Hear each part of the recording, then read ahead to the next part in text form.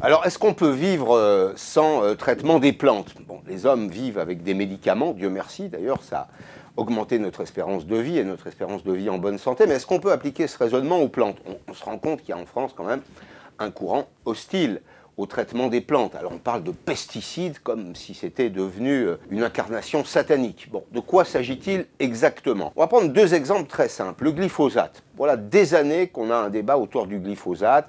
Ce serait mauvais, ce serait cancérogène. Il y a 18 agences sanitaires mondiales, 17 considèrent le glyphosate comme non cancérogène. Mais en France, on a toujours ce tropisme et on nous dit en substance qu'il faut supprimer le glyphosate. La question, c'est le substitut. Est-ce qu'il y a un substitut aujourd'hui? La réponse, c'est non.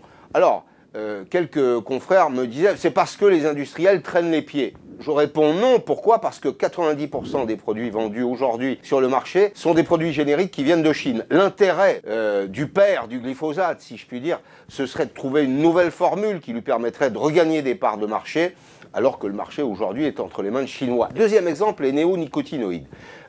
La Cour européenne enjoint l'État français de mettre un terme à ces dérogations sur l'utilisation des néonicotinoïdes. On va rappeler simplement qu'en France, c'est la semence qui est entourée, enrobée du pesticide, alors que les Allemands, qui, eux, ne vont subir aucune interdiction, pulvérisent les produits.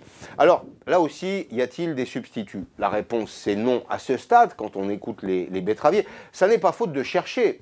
C'est compliqué, la recherche. La recherche, ça interroge le hasard, d'une part, mais ça mobilise du capital, ça mobilise du travail, et les molécules sont de plus en plus complexes, les problématiques soumises aux scientifiques sont elles-mêmes de plus en plus complexes, et on voit bien que on ne trouve pas une recette magique sous les sabots d'un cheval. La conséquence, qu'est-ce que c'est? Eh bien, c'est qu'en France, nous allons produire moins. Je ne vous fais pas un dessin, quand on produit moins, quand la capacité apportée sur le marché est inférieure, les prix augmentent et donc il faut s'attendre dans les semaines ou dans les mois qui viennent à ce que le sucre et les produits sucrés augmentent.